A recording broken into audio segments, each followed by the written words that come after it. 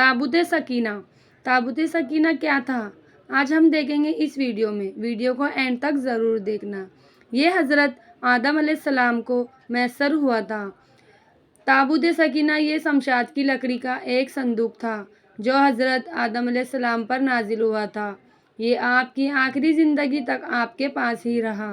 फिर बतौर मिराज एक एक करके आपकी औलाद को मिलता रहा, यहाँ तक कि ये हज़रत याकूब अलैहिस्सलाम को मिला और आपके बाद आपकी औलाद बनी इसराइल के कब्ज़े में रहा और हज़रत मूसा अलैहिस्सलाम को मिल गया।